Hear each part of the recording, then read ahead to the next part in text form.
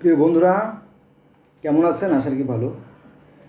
সৃষ্টিকর্তার যে এই জটিল দুর্ভেদ্য দেওয়াল, এটা কোনো মানুষের পক্ষে আসলে ভেদ করা আদৌ সম্ভব না। কারণ তিনি স্তরে স্তরে বহুভাবে যে সৃষ্টি করছেন, এই সৃষ্টির জ্ঞানও মানুষকে তিনি দেবেন না। কারণ যদি তিনি তার সৃষ্টির জ্ঞান মানুষকে দেন, তাহলে তার যে বড়ত্ব, তার যে মহত্ব, তার যে বীরত্ব, সেটা খর্ব হয়ে যায়। মনে করেন আত্মা নামের যে শক্তিটা আমাদের ভিতরে বাস করে, সেটা যদি মানুষ ধরতে পারত, তাই না, তাহলে কিন্তু সৃষ্টিকর্তাকে খুব তুচ্ছ মনে করতো, তাই না, এবং বলতো যে সৃষ্টিকর্তা নাই এমন, তাই না। এমনিই অনেকে মনে করে নাই, তারপরে যদি সে আত্মাকে ধরতে পারতো তাহলে মনে করতো যে হ্যাঁ আমরাই ভগবান, তাই না, এরকম না ব্যাপারটা। এমনি তো একটা ভিডিও দিয়ে তো আসলে অনেক কিছু বোঝানো সম্ভব না। এই আমি যেহেতু জগতের বিভিন্ন ধর্মের ছাত্র, তো এই বিভিন্ন ধর্মের সাথে বিভিন্ন ধর্মের একটা সাদৃশ্য আছে, সেই বিষয়টা নিয়ে আমি আলোচনা করি, যাতে পৃথিবীতে শান্তি বিরাজ করে। চলুন শুরু করি। আমাদের ইসলাম ধর্মে 7 আসমানের কথা বলা আছে। সৃষ্টিকর্তা আল্লাহ মাঝে মাঝে প্রথম আসমানে, কোনো সময় দ্বিতীয় আসমানে, কোনো সময় তৃতীয় আসমানে, কোনো সময় চৌথ আসমানে আসেন। যেমন চৌথ আসমানে হযরত ইদ্রিস আলাইহিস সালাম অবস্থান করতেছে, এরকমটি ব্যাপারটা। তো এরকমটি সনাতন ধর্মেও কিন্তু 7টা আকাশের স্তরের কথা বলা আছে। মানে ইসলাম ধর্মে যা আছে, সনাতন ধর্মে তা আছে। কিন্তু ওই যে আমাদের ধার্মিকতার অহংকারের কারণে, আমাদের ভিতরকার হিংসার কারণে বা বিদ্বেষের কারণে বা ঘৃণার কারণে জানা হয়ে ওঠে না। সেই সাম্যের কথা, ঐক্যের কথা, ভ্রাতৃত্বের কথা আমি বলবো। চলেন শুরু করি। 1 নম্বরে, মানে 7টা যে স্তর, 7টা স্তরের কথা যেমন ইসলাম ধর্মে আছে, সনাতন ধর্মেতেও আছে। হ্যাঁ, ঊর্ধ্বলোক মানে উপরিভাগের যে 7টা স্তর। 1 নম্বরে সত্যলোক বা ব্রহ্মলোক।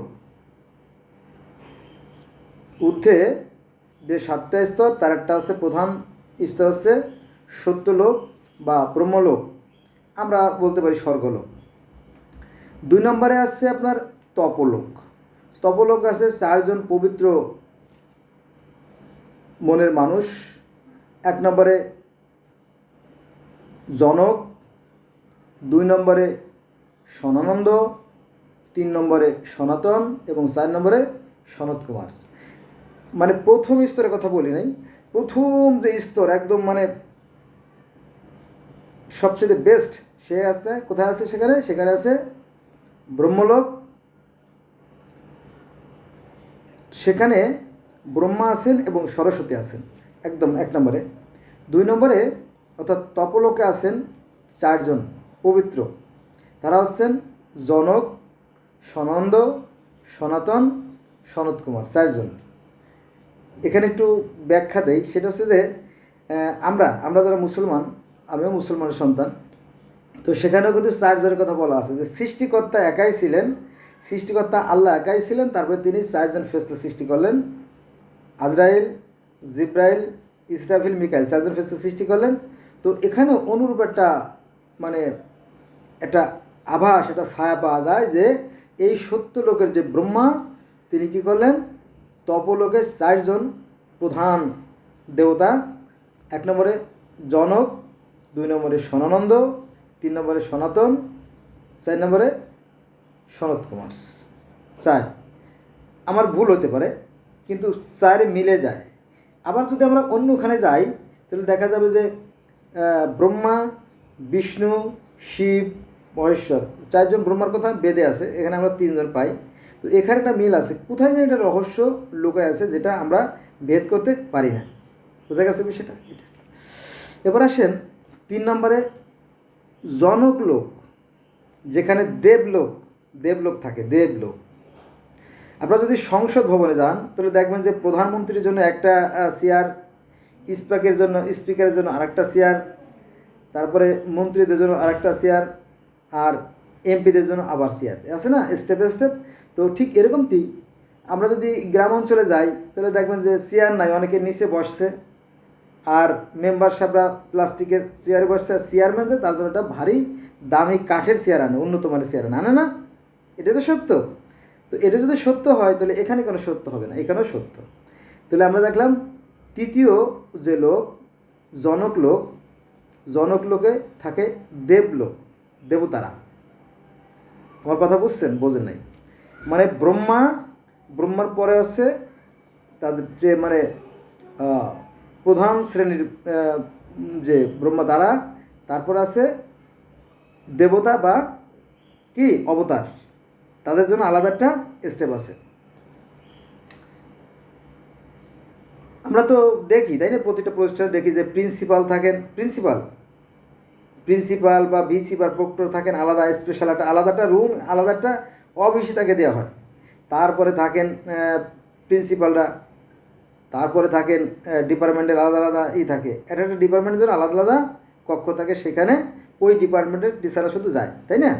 তো ঠিক ওর মধ্যে ঘটনা। তাহলে 1 নম্বরে পেলাম সত্যলোক, 2 নম্বরে পেলাম তপলোক, 3 নম্বরে পেলাম জনকলোক এবং 4 নম্বরে পেলাম মহরলোক। এই মহরলোকে কারা থাকে আবার দেখেন? ঋষি মুনিদের থাকার স্থান।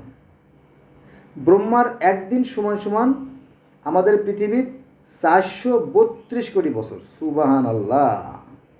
ব্রহ্মার একদিন সমান সমান আমাদের কি 432 কোটি বছর। তার মানে একটা সহজ করে দেয় যে $1 সমান সমান কত? বাংলাদেশের 117 টাকা, তাই না? কোথায় 1 টাকা আর কোথায় 117 টাকা, তাই না? ওরে বাপরে, তাই না? 2, 3, 4, 5, 6 গুণ হলে ভালো কথা ছিল, কিন্তু $1 সমান সমান 117 টাকা বা 120 টাকা, এরকম, তাই না? বিষয়টা এরকম আর কি। তাহলে অনেক দামি। তো চতুর্থ যে আকাশ অর্থাৎ মহরলোকে থাকে কি? 1 নম্বরে ঋষি মুনিদের থাকার স্থান। তো এই ব্রহ্মার একদিন সমান সমান পৃথিবীর 432 কোটি বছরের সমান। কারণ এই ব্রহ্মাণ্ড তো বিলীন হবে না, অনন্ত কোটি কাল থাকবেই থাকবেই থাকবেই, ধ্বংস হবে না। এবার আসেন পঞ্চম লোকে, এটা হচ্ছে স্বর্গলোক। স্বর্গলোকে থাকে 33 দৈনিক দেবতা। 33 জানেন তো, প্রধান 33 প্রকারের। এইখানে কোটি বলতে প্রকার বোঝানো হয়। এই 33 শব্দটা ঋক সাম যদু অথর্ববেদে আছে। এই 33 শব্দটা অথর্ববেদে আছে। তো 33 দৈনিক দেবতা, যেমন ইন্দ্র, তারপরে রুদ্র, তারপরে প্রজাপতি, আদিত্য, এরকম আরও অনেক দেবতারা আছে, অবতার আছে। মানে ওই স্বর্গরাজ্যের কথা বলা হচ্ছে আর কি। এবার আসেন 6 নম্বরে ভূবরলোক। ভূবরলোকে কি আছে? এটা হচ্ছে ধ্রুবলোক, সপ্তঋষি, নক্ষত্র, সৌরমণ্ডল, সূর্য, চন্দ্রলোক, রাহু, কেতুলোক, আকাশলোক, ভূতলোক, পিশাচলোক। এই যে আমাদের ইসলাম ধর্মে কিন্তু আছে ভূত, পেত, দৈত্য, দানব, জিন, পরি, শয়তান, আছে না? আছে। আমাদের ইসলাম ধর্মে আছে, সনাতন ধর্মে আছে। এখন এই পিশাচরা কোথায় থাকে? এই ভূতরা কোথায় থাকে? এই জিনেরা কোথায় থাকে? এই পরীরা কোথায় থাকে? এই হুররা কোথায় থাকে? এই গেলেমানরা কোথায় থাকে? এটার বিস্তারিত বর্ণনা আমি কোরআনে পাইনি। হাদিসে হয়তো থাকতে পারে, কিন্তু কোরআনে আমি বারবার ঘেটে দেখছি, এটা নাই, কিন্তু এখানে পাওয়া যাচ্ছে। বোঝা গেছে? যেমন গন্ধব, আমরা যারা মুসলমান আমরা সবাই জানি যে আদম হাওয়া গন্ধব খাইছিল। এই গন্ধবটা কিন্তু ইসে আছে, মানে সবার মুখে মুখে আছে, কিন্তু এই গন্ধব শব্দটা কোরআনে নাই। আবার এই গন্ধর্ব শব্দটা বেদে আছে। বোঝা গেছে? এভাবে ধার করে এভাবে এর কাছ থেকে এনেছে, ওর কাছ থেকে এনেছে, এর ব্যাপারটা এরকম ঘটছে আর কি। যাও, আমি সত্য কথা বললে গেলে তো মায়ের চ্যাপ্টা করে ফেলবে। এমনি হ্যাঁ, অনেক সত্য বলা যায়, কিন্তু আমি বলবো না। এবার আসেন সপ্তম অর্থাৎ 7 নম্বরে ভূবলোক। এই ভূবলোকে হচ্ছে মানুষের কর্মস্থল এবং মৃত্যুলোক। ভালো করে খেয়াল রাখবেন কি বলা হয়েছে, মানুষের কর্মস্থল এবং মৃত্যুলোক। তার মানে কি? কোরআনে কিন্তু এই কথা বলা আছে যে হে মানুষ, আমি তোমাদেরকে জন্ম ও মৃত্যুর অধীন করে সৃষ্টি করেছি। কেন সৃষ্টি করেছি? তোমাদের মধ্যে কর্মেকে উত্তম। কোরআনের কথা। তাহলে এখানে যা কথা বলতেছে এটার অন্য রূপে, একই কথা অন্য রূপে ব্যাখ্যা। আচ্ছা, তাহলে আমরা কয়টা স্তর নিয়ে আলোচনা করলাম? একটা 1 নম্বরে সত্যলোক, 2 নম্বরে তপলোক, 3 নম্বরে জনকলোক, 4 নম্বরে মহরলোক, 5 নম্বরে স্বর্গলোক, 6 নম্বরে ভূমরলোক, আর 7 নম্বরে ভূলোক। 7টা। আচ্ছা, এবার আসেন নিচের 7টা স্তর। দেখবেন যে এই সে ক্লাস 3, 4, 5-এর বইও যদি পড়েন, ক্লাস 3-র বইয়ে পড়েন, দেখবেন সেখানে ঊর্ধ্বদেশে 7টা স্তর আর নিচে 7টা স্তরের কথা বলা আছে। আমি আপনাদের বলার চেষ্টা করবো, দেখি কতটুকু বলতে পারি। আমার মেমোরিও শেষ, 53 মিনিট আছে আর কি। তো নিম্ন লোকের যে 7টা স্তর, এত সময় তো 7টা স্তর, উপরে 7টা স্তর আলোচনা করলাম এবং নিচের 7টা স্তর আলোচনা করবো। 1 নম্বরে আছে অতল। অতল বলতে এখানে অতলে, এটা সনাতন ধর্মের ভাষ্য অনুযায়ী, অতলে আছে বালা নামক অসুর বাস করে। অসুর, বালা নামক অসুর বা শয়তান বা পিশাচ বাস করে। এ হচ্ছে মায়ার পুত্র বা অসুর লোক। অসুরেরা অসুর লোকে থাকে। 2 নম্বরে বিতল। এই বিতলে থাকে ভূত, হটকেশর,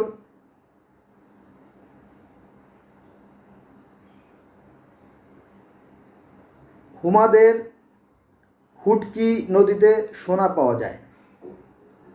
জানেন তো, সোনা পাওয়া যায়, মানে ভূগর্ভে সোনা পাওয়া যায় না, সেই সোনা পাওয়া যায়, সেই কথা এখানে চলে আসছে আর কি।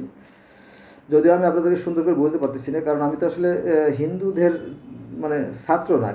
আর একজন মানুষের পক্ষে এত ধর্ম আলোচনা করা বেশ কষ্টিন। আমি যেহেতু জগতের বিভিন্ন ধর্মে আলোচনা করি, এটা আর কি। তাহলে আমরা 1 নম্বরে অতল, 2 নম্বরে বিতল পাইলাম, 3 নম্বরে সুতল। সুতল বলতে এখানে আপনার প্রহ্লাদ মহাজন, ওই যে হিরণ্যকশিপুর পুত্র, সেই প্রহ্লাদ মহাজন, তারপরে বলি মহাজন, ভগবান নিরিচিহ্ন দেবের ভক্ত বিশ্বকর্মা, এরকমটি মহামানবেরা, মহাজনেরা এই সুতল লোকে থাকেন। এটা কিন্তু সুন্দর একটা শৃঙ্খলা, দেখবেন, তাই না? আচ্ছা, এবার আসেন 4 নম্বরে। 4 নম্বর আছে তলাতল, মানে স্তরের নাম তলাতল। অসুরের বাস, জাদুবিদ্যায় যারা পটু তারা এখানে থাকেন। এই জাদুর কথা কিন্তু কোরআনেও আছে, কিন্তু জাদুবিদ্যার কথা কোরআনেও আছে আর কি।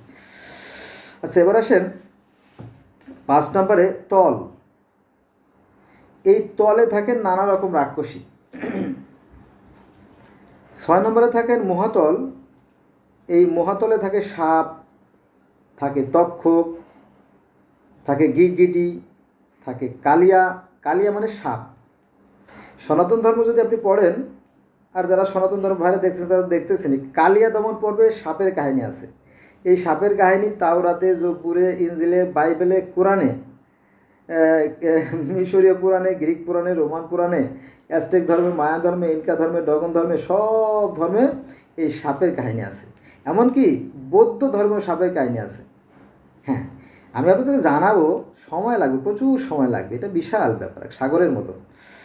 তাহলে এই যে মহাতল, সেখানে সাপ, তক্ষক, কালিয়া, কালিয়া মানব সাপ, নাগ মানব সাপ, মহানাগ মানব সাপ, রাক্ষসী, বাসুকি নাগ, বাসুকিও এক প্রকার সাপ। দেখেন যে কালিয়াও এক প্রকার সাপ, নাগও এক প্রকার সাপ, মহানাগও এক প্রকার সাপ, রাক্ষসীও এক প্রকার সাপ।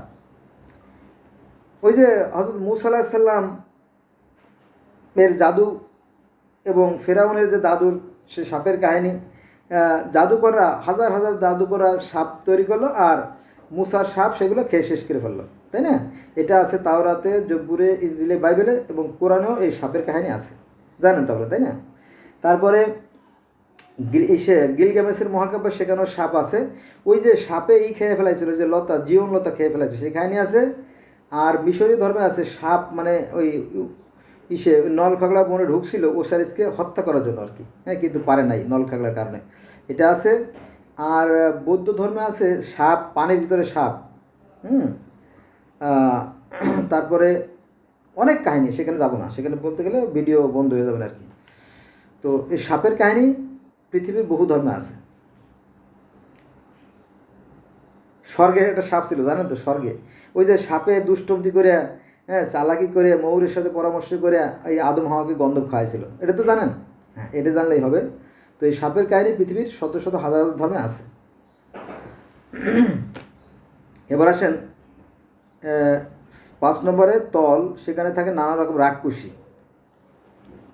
তারপরে 6 নম্বরে থাকে মহাতল, মহাতল বলছি তাই না, সেখানে থাকে সাপ, তক্ষক, কালিয়া, নাগ, মহানাগ, বাসুকীদের বসবাস। এবার 7 নম্বরে পাতাল, পাতালপুরী। আমরা পাতালপুরীর কথা বলি না, পাতালপুরী, সেখানে থাকে কি নারদ। নারদ একজন মহামানব ছিলেন, উনি সৃষ্টিকর্তার সাথে ওনারও দেখা সাক্ষাৎ হয়েছে, কথা হয়েছে। নারদ মুনি, নারদ পাতাল ও স্বর্গ ভ্রমণ করে। নারদ মুনি স্বর্গ গিয়েছিলেন। তারপরে আপনার ঊর্ধ্বগমন, অন্যান্য যেমন এরা কৃষ্ণ এবং অর্জুনও মিলে স্বর্গে গিয়েছিলেন, এরকম কাহিনী আছে। যেমন নবী মোহাম্মদ সাল্লাম মিরাজে গেছিলেন, নবী মোহাম্মদ সাল্লাম মিরাজে গেছিলেন। তারপরে আপনার ইদ্রিস আলাইহিস সালাম তো স্বর্গেই আছেন। তারপরে হযরত ঈসা আলাইহিস সালাম, তিনিও স্বর্গে চলে গেছেন, স্বর্গে তিনি আর পিতার এক পাশে আছেন। তারপরে পার্সি ধর্মের জরস্টার, উনিও মেরাজে গেছিলেন। হ্যাঁ, তারপরে আপনার আফ্রিকার কিছু ধর্ম আছে, তারাও স্বর্গে গিয়েছিলেন। এই স্বর্গের কাহিনী আছে, দেখেন অনেক লোকই স্বর্গে গিয়েছে এবং ঈশ্বরের সাথে দেখা সাক্ষাৎ করছে, অর্থাৎ আল্লাহর সাথে দেখা সাক্ষাৎ করছে, সেই কাহিনী আছে। তাহলে পাতালে কি আছে? নারদ পাতাল ও স্বর্গ ভ্রমণ করে। নরকের রাজা সূর্যপুত্র যমরাজ এখানে থাকে। তাহলে আমরা 14টা স্তর পাইলাম। 1 নম্বরে সত্যলোক, 2 নম্বরে তপলোক, 3 নম্বরে জনকলোক, 4 নম্বরে মোহরলোক, 5 নম্বরে স্বর্গলোক, 6 নম্বরে ভূগোলোক, 7 নম্বরে ভূলোক, 8 নম্বরে অতল, 9 নম্বরে বিতল, 10 নম্বরে সুতল, 11 নম্বরে তলাতল, 12 নম্বরে তল, 13 নম্বরে মহাতল, আর 14 নম্বরে পাতাল। 14টা স্তর। 14টা স্তর আমরা জানলাম, 14টা স্তর জানলাম। এবার আমরা চলে যাবো ইসলাম ধর্মে। আমি আমার ভাইদেরকে বলি মাথা মোটা জাতি, মাথা মোটা। এদের মধ্যে হিংসা, বিদ্বেষ, ঘৃণা বেশি। এই জন্য এরা আল্লাহর পক্ষ থেকে তাকে ধ্বংস করে দেবে, কারণ যার মধ্যে হিংসা থাকে তাদেরকে আল্লাহ ধ্বংস করে দেন। এটা কোরআনের কথা। কিন্তু এরা অন্য ধর্ম সম্বন্ধে জানে না। অন্য ধর্ম সম্বন্ধে জানলে তাহলে পৃথিবীতে এত সংঘাত হতো না। ইসলাম ধর্মে যাই। ইসলাম ধর্মে 7টা স্তর আছে। 7টা স্তর, শোনেন কি কি স্তর। ঊর্ধ্ব আকাশ, ঊর্ধ্ব আকাশ মানে উপরের স্তরটা। ঊর্ধ্ব আকাশে 1 নম্বরে রুবিয়া, আরবি শব্দ। রুবিয়া আরবি শব্দ, যার অর্থ হচ্ছে দুধের স্বাদের মতো সাদা। রুবিয়া শব্দের অর্থ দুধের মতো সাদা একটা আকাশ। 2 নম্বরে ফাইদুন বা মাউন, ফাইদুন বা মাউন, যাকে বলা হয় লোহার মতো, মানে লোহা দিয়ে তৈরি মজবুত আকাশ, লোহার আকাশ। 3 নম্বরে আছে মালাকুত বা হারিউন, মালাকুত বা হারিউন, তাকে বলা হয় তামার মতো আকাশ। তারপর বলা হয়েছে 4 নম্বরে জহিরা, জহিরা বা জহির, জহির মানে জহুর, জহুর মানে তো ভিন্ন জিনিস। জহিরা, যার অর্থ রূপ্য, রূপা, রূপা, রূপ্য। 5 নম্বরে বলা হয়েছে মুজাইনা, মুজাইনা বা মুসাহো হারা, মুসাহো হারা বা মুসাইনা, যাকে বলা হয় লাল স্বর্ণের মতো, লাল স্বর্ণের মতো। 6 নম্বরে বলা হয়েছে খালিশা, খালিশা, খালিশা মানে মুক্তার মতো, খালিশা মানে মুক্তার মতো। আর 7 নম্বরে আছে লাবিয়া বা তামিমা, যার অর্থ লাল ইয়াকুতের মতো। 7টা স্তর পেয়ে গেলাম তো, পাইছি 7টা স্তর। তার মানে কি সনাতন ধর্ম 7টা স্তর আছে, ইসলাম ধর্মের 7টা স্তর আছে, বিজ্ঞানও তাই বলতেছে 7টা স্তর আছে। হ্যাঁ, সেটা আমি আলোচনা করব যদি আমার সময় হয়, আমার ভিডিওগুলো বড় হয়, যদি আপনারা কষ্ট করে দেখেন, আমার মনে হয় একটু লাভবান হবেন। হ্যাঁ, তাহলে 7টা স্তর আমরা এখনও পাইলাম। এখন এই যে সমস্ত আকাশের নাম আরবির সাথে জড়িত কেন জানেন? কারণ আল্লাহ পাক শুধুমাত্র আরবি ভাষাই জানেন, আল্লাহ শুধু আরবি ভাষা জানেন, এজন্য আল্লাহর ভাষা আরবি। এই যে আকাশের ভাষা আরবি, মানে আকাশের যে স্তরগুলো তার ভাষা আরবি, তারপরে ফেরেশতাদের ভাষা আরবি, জান্নাতের ভাষা আরবি, কোরআনের ভাষা আরবি, নবী মুহাম্মদ সাল্লাল্লাহু আলাইহি ওয়াসাল্লামের ভাষা আরবি, কবরের ভাষা আরবি। কিন্তু পৃথিবীতে আমরা ভাষা পাচ্ছি কত জানেন? প্রায় 7111টা। পৃথিবীতে 7111টা ধর্ম আছে, ভাষা আছে। আবার কারো কারোর মধ্যে 6995টা, এরকম বলে আর কি, এক একজন একরকম বলে, মোটামুটি কাছাকাছি আর কি, তাই না? এই হলো বিষয়। তো তো এখানে আমার মুসলমানদের বলতেছি যে এরা আল্লাহকে খাটো করে, ছোট করে, আল্লাহকে অসম্মান করা হয় যে তিনি একটা মাত্র ভাষা জানেন আর ভাষা জানেন না। মিথ্যে কথা। কারণ সৃষ্টিকর্তাই মানুষকে দেশে যে ভোকাল কর্ড, পৃথিবীতে যে 800 কোটি মানুষ আমরা আছি, পৃথিবীতে 800 কোটি মানুষ বা 900 কোটি মানুষ আমরা আছি না, সবার সৃষ্টিকর্তাই ভোকাল কর্ড বা বাক্য তৈরির যন্ত্র বা শব্দ তৈরির যন্ত্র দিছে। আর এই যন্ত্র দিয়ে মানুষ হরেক রকমের ভাষা তৈরি করে। আমি যেমন চায়না বলি, চা, চিনি, চা, চকলেট, চেঙ্গিস, চুইং, চিং, এগুলো আরবি শব্দ, তাই না? ওই যে রুইতন, হরতন, ইস্কাপান, তাই না? এগুলো কি? এগুলো হচ্ছে পর্তুগিজ ভাষা। আরবি ভাষা কাইফা হালুকা, আরবি ভাষা। তারপরে আপনার নাতাশা, নাতাশা এটা রাশিয়ান শব্দ, যার বাংলা অর্থ হচ্ছে পতিতা বা বেশ্যা, তাই না? তো এই কয়েকটা ভাষা বললাম আর কি। তো আর মনে নাই। আচ্ছা, এটা কথা লিখে রাখছি আমি, এটা কি লিখছি পড়ি। সূরা তালাক, সূরা তালাক আয়াত নম্বর সম্ভবত 12 সেখানে আছে। এবং ইবনে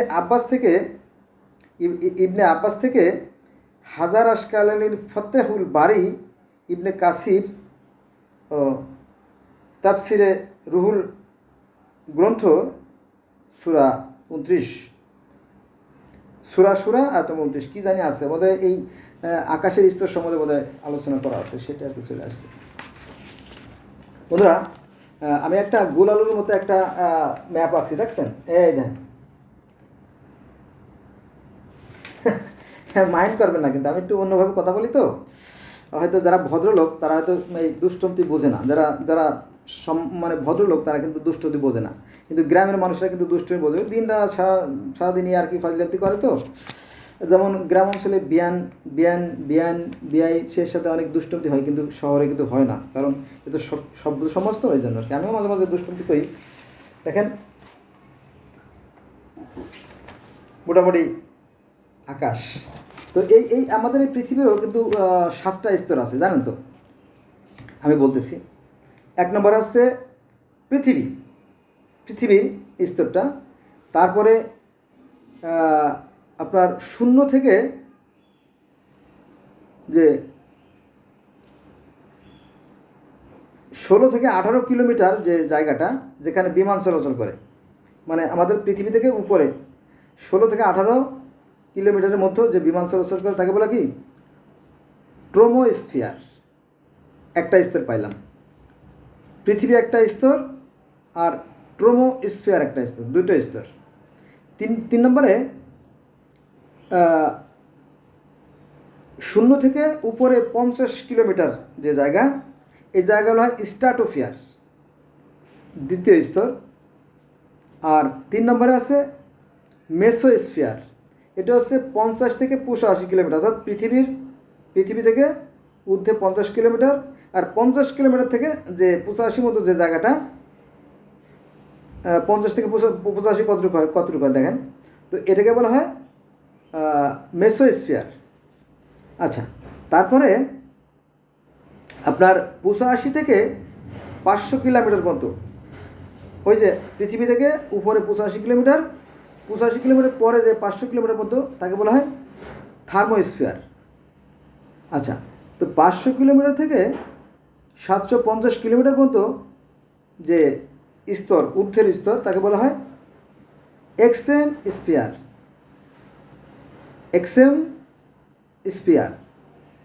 তারপরে ঊর্ধ্বে, অর্থাৎ 750 থেকে ঊর্ধ্বে 1000 কিলোমিটার পর্যন্ত যে জায়গাটা, তাকে বলা কি? ম্যাগনেস্ফিয়ার। তো কয়টা স্তর পেলাম? 1 নম্বরে ট্রোমোস্ফিয়ার, 2 নম্বরে স্ট্রাটোস্ফিয়ার, 3 নম্বরে মেসোস্ফিয়ার, 4 নম্বরে থার্মোস্ফিয়ার, 5 নম্বরে এক্সোমোস্ফিয়ার, আর 6 নম্বরে ম্যাগনেস্ফিয়ার। আর ওই যে আর্থ স্ফিয়ার। 7টা স্তর পাইছি আমরা।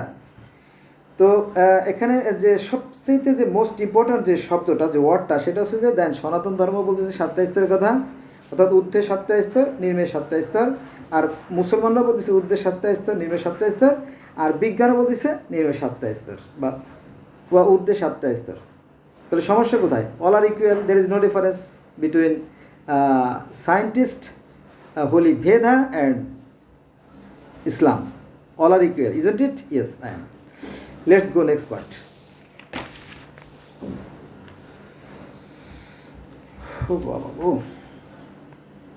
আচ্ছা, 0 থেকে 12 কিলোমিটার পর্যন্ত বিস্তৃত মেঘ, বৃষ্টি, বজ্রপাত, শিশির, প্রাকৃতিক সকল ঘটনা এখানে মাউন্ট এভারেস্ট এর উচ্চতা আছে বলে 8.75 কিলোমিটার আর কি। তারপরে আছে স্ট্র্যাটোস্ফিয়ার, এটা হচ্ছে 12 কিলোমিটার থেকে 50 কিলোমিটার পর্যন্ত বিস্তৃত। এখানে বাণিজ্যিক বিমান, সামরিক বিমান, সূর্যের ক্ষতিকর রশ্মি এখান থেকে কী করা হয়, গেট আউট করে দেওয়া হয়। গড গিফটেড, এটা ঐশী প্রদত্ত, এটা মানুষের পক্ষে সম্ভব না বোঝা, জ্ঞানীরা ছাড়া। তারপরে আবহাওয়া নিয়ন্ত্রক যে বেলুন, আবহাওয়া নিয়ন্ত্রণ করার জন্য বেলুন মানে আবহাওয়াবিদরা যে যন্ত্র বসায় রাখছে সেটা কিন্তু কোথায় আছে, এই 12 থেকে 50 কিলোমিটার ভিতরে আছে, এখানে এই বেলুনগুলো থাকে। সেখান থেকেই তারা তথ্য সংগ্রহ করে আমাদেরকে টিভিতে খবর প্রচার করে, ভাই সব আগামীকাল বিকেল 3টের পরে বিরাট ঝড় হওয়ার সম্ভাবনা রয়ে গেছে, সবাই সতর্ক অবস্থায় থাকবেন, গরু ছাগল হাঁস মুরগিগুলো ঘরে বেঁধে রাখবেন, আর শুকনো খাবারগুলো ওই যে মাটিতে পুঁতে রাখবেন, তাই না, আর নিরাপদ রাস্তায় যাবেন, এরকম তো বলে নাকি, এরকম বলে। তো সেই কথা, তো আবহাওয়া নিয়ন্ত্রণ যে বেলুন এখানে ওড়ে, অর্থাৎ 12 থেকে 50 কিলোমিটার ভিতরে ওড়ে।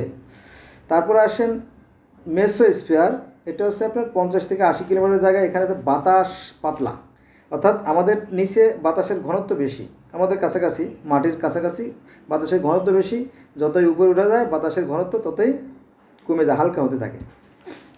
তো এটা হচ্ছে 50 থেকে 80 কিলোমিটার জায়গা।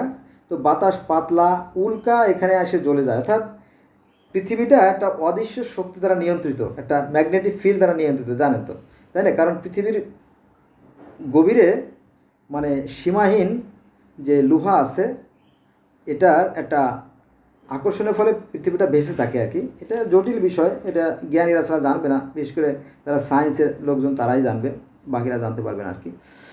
তো উপরের থেকে অর্থাৎ মহাশূন্য থেকে যদি কোনো ক্ষতিকর উল্কাপিণ্ড পৃথিবীতে আসে, তাহলে বাতাসের সংস্পর্শে আসার পরে সেই যে উল্কাপিণ্ড জ্বলে যায়, স্যাঁতস্যাঁত করে আগুন ধরে যায়।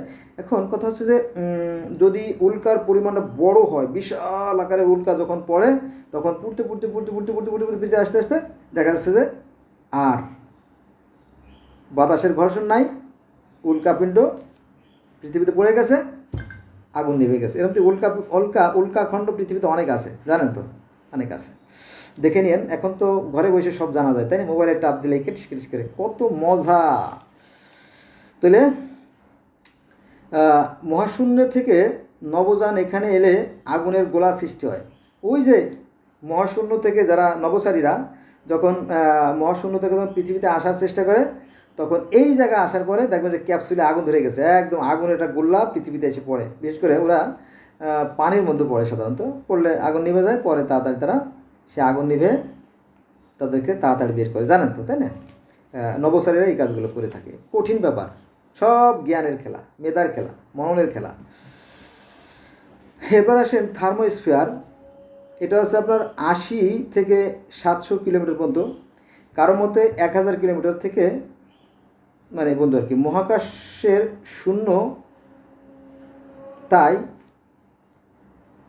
কারো মান লাইন বলে, এটাকে কার মান লাইন বলে, লিখে রাখছি কবে তো খেয়াল নেই আর কি, কার মান লাইন বলে এটাকে। এখানে সামান্য বাতাস আছে একদম কারমান লাইনে, মানে ঊর্ধ্বে সেই যে মহাশূন্যে, কারমান লাইনে বাতাসের পরিমাণ খুবই কম, হালকা একটু বাতাস পাওয়া যায়। আর চাঁদে তো বাতাস নাই, চাঁদের দূরত্ব কত, 3,94,000 মাইল, না এরমতি হবে আর কি, বা কিলোমিটার বা মাইল এরমতি আর কি, মনে নেই। এখানে সামান্য বাতাস আছে ওই, অর্থাৎ কারমান লাইনে। মহাজাগতিক আবর্জনা কি,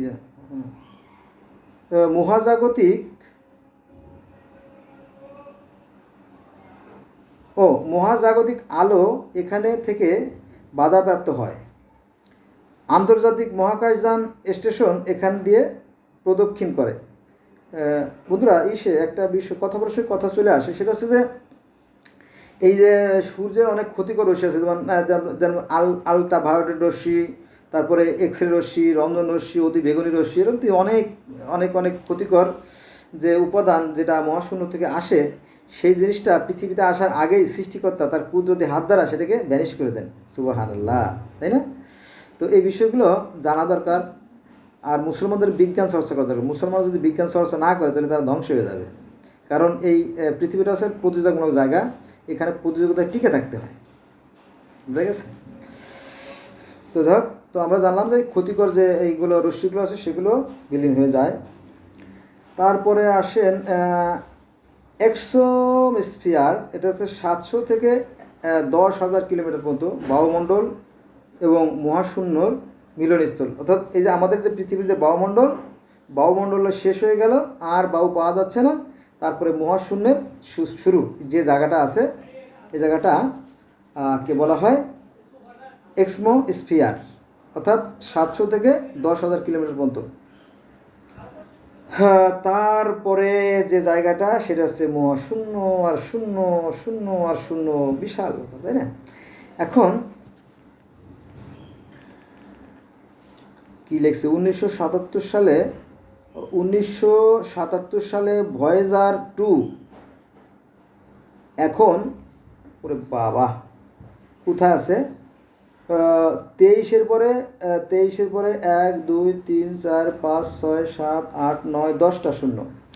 তারপরে দূরে আছে আপনার 35-এর পরে 1 2 3 4 5 6 7 8 9 10 11 12টা শূন্য আছে উপরে। মানে আমাদের এই পৃথিবী থেকে 35-এর পরে আপনার 12টা শূন্য দিচ্ছে আর কি। এটা কতটুকু হয় আপনারা হিসেব করে বের করেন, আমি পারবো না, আমার পক্ষে সম্ভব না আর কি।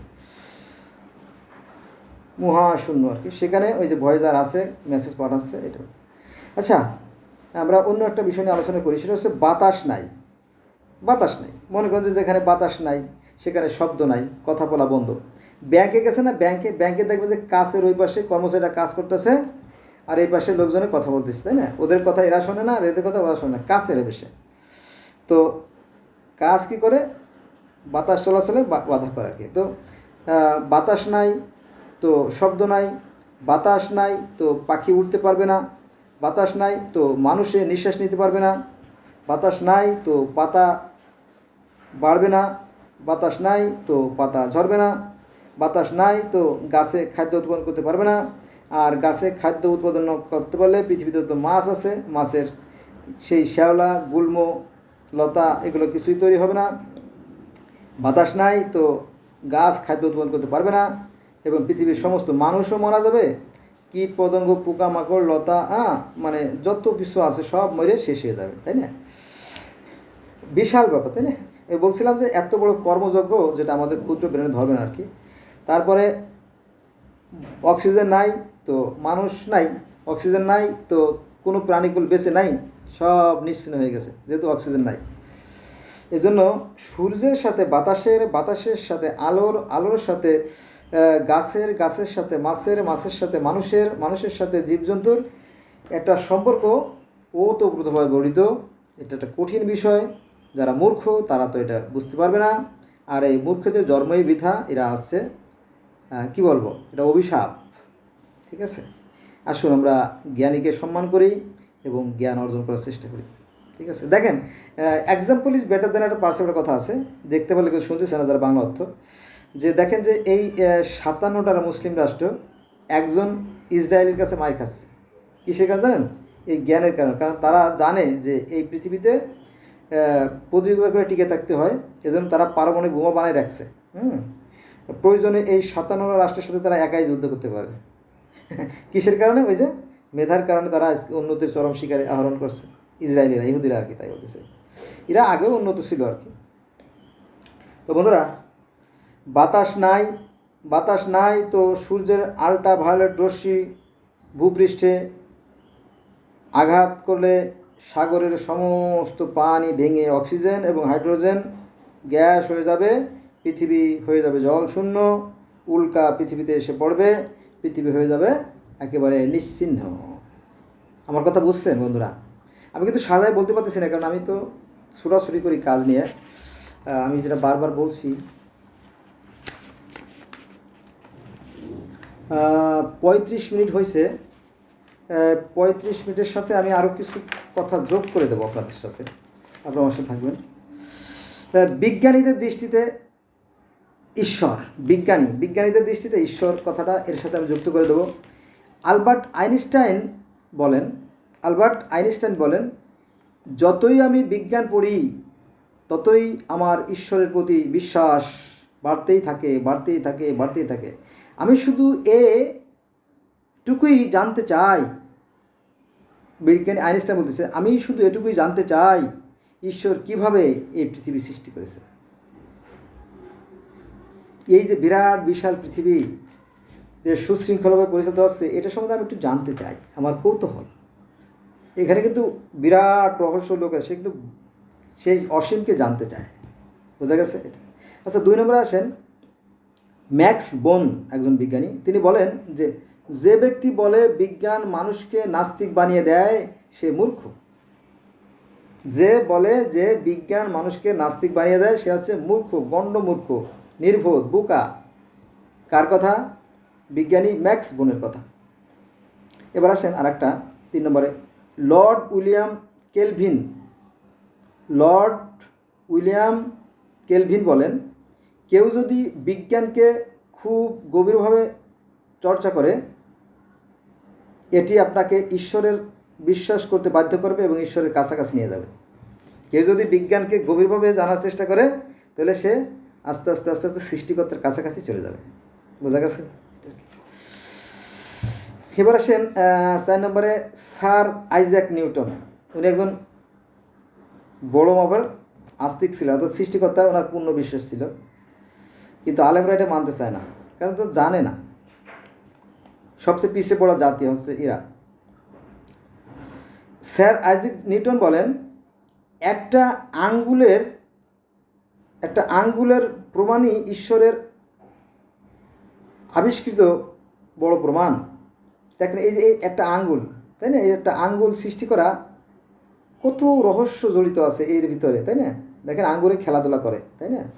হরেক রকমের খেলা করে আঙ্গুলে, তাই না? একটা আঙ্গুলের মধ্যে অনেক রহস্য লুকায় আছে। যাক, সেখানে আমরা যাবো না। তো একটা বালুকণার মধ্যে রহস্য আছে। হ্যাঁ, এবার আসেন 5 নম্বরে। ম্যাক্স প্ল্যান একজন বিজ্ঞানী। তো তিনি বলেন যে বিজ্ঞান এবং ধর্ম নিবিড়ভাবে সম্পর্কিত। বিজ্ঞান আর ধর্ম এর মধ্যে তেমন কোনো পার্থক্য নাই। বিজ্ঞান হচ্ছে জ্ঞান, আর ধর্ম হচ্ছে মানুষের সাধারণত জ্ঞান, বিশ্বাস থেকে ধর্মের সৃষ্টি আর কি। দুটোই সমান। তবে বিজ্ঞান প্রমাণে বিশ্বাসী, আর ধর্ম অন্ধবিশ্বাসী। বোঝা গেছে? এটা ওদের কাছে মানে কোনো নাই, প্রমাণ দরকার নাই, যা বলবো ওইটাই রাইট। এটা একটা বিপজ্জনক আর কি ধর্ম। যাক, তারপরও বিজ্ঞান এবং ধর্মের সাথে নিবিড় সম্পর্ক আছে। 6 নম্বরে মিশিও কাকু বলেন, ইনি হয়তো আপনার এই জাপানের বা চীনের ওই অঞ্চলের একজন বিজ্ঞানী। মিশিও কাকু বলেন, আমরা এমন এক গ্রহে বসবাস করি যা বুদ্ধিমান সত্তা দ্বারা সৃষ্ট, অর্থাৎ সৃষ্টিকর্তা মহান জ্ঞানী, সেই কথা বলতে চাচ্ছে এখানে। এবার আসেন 7 নম্বরে। নিকোলা টেসলা বলেন, যে মেন্টাল পাওয়ার অর্থাৎ যে নলেজ বা জ্ঞান বা দিয়েছে, যে মেন্টাল পাওয়ার ঈশ্বর আমাদের উপহার হিসেবে দিয়েছেন,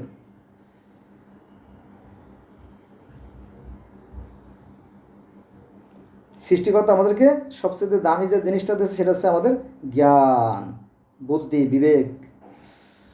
তবে অধিকাংশ মানুষ তার বিবেককে কাজে লাগায় না। বিশেষ করে মাথা মোটা জাতিরা এই জ্ঞানকে কাজে লাগায় না। 8 নম্বরে লুই পাস্তার নাম তো শুনছেন, তাই না? লুই পাস্তার বলেন, বিজ্ঞানের স্বল্প জ্ঞান দূরে ঠেলে দিলেও বিজ্ঞানের গভীর জ্ঞান ঈশ্বরের কাছে নিয়ে যায়। বিজ্ঞানের জ্ঞান আপনাকে ঈশ্বরের কাছাকাছি নিয়ে যাবে। হ্যাঁ, এটাই সত্য। আপনি সৃষ্টি ধ্যান সাধনা করতে থাকেন, করতে করতে করতে আপনি ঈশ্বরের সান্নিধ্য পেয়েও যেতে পারেন, কারণ অনেকেই ঈশ্বরের সাথে দেখা সাক্ষাৎ করছে। আচ্ছা, এবার আসেন 9 নম্বরে রামারিজম। রামারিজম ইনি হচ্ছে ভারতের একজন বিজ্ঞানী। তিনি বলেন যে ঈশ্বরে যারা বিশ্বাস নাই তার কোনো মূল্য নাই। ঈশ্বরে যার বিশ্বাস নাই তার কোনো মূল্য নাই। এবার আসুন 10 নম্বরে famous server research be valiant. অনেক লম্বা নাম, তাই না? অনেক লম্বা নাম। Famous servers research be valiant বলেন, আমি বিশ্বাস করি না যে সায়েন্স ঈশ্বরের অস্তিত্ব মিথ্যা প্রমাণ করতে পারে।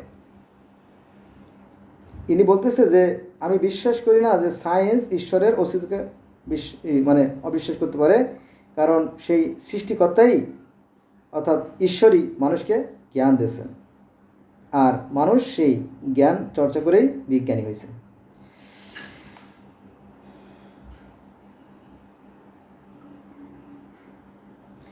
একটা কথা এখানে লেখা আছে আমার এখানে,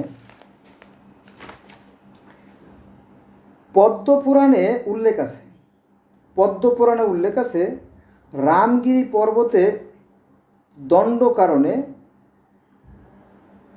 গোদাবরী নদীর ধারে জ্ঞান দান করে জ্যোতিরূপক ঈশ্বর। জ্যোতিরূপ, যেমন আমাদের ঈশ্বর আল্লাহ আছে জ্যোতিরূপ, তো এখানে সে কথা আছে, পদ্মপুরাণে উল্লেখ আছে রামগিরি পর্বতে দণ্ড কারণে গোদাবরী নদীর তীরে জ্ঞান দান করে জ্যোতিরূপের এক সত্তা। আপনাকে কী নাম বলবেন সেটা আপনার ব্যাপার। তো বন্ধুরা 41 মিনিট হয়েছে।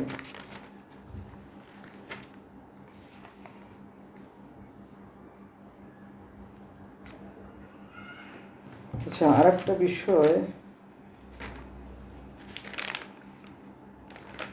একটা বিষয় আলোচনা করা যায়, যদিও একটু লম্বা সময় হবে, ভালো হবে। মানব দেহের উপাদানসমূহ। আমাদের এই মানব দেহে কী কী আছে?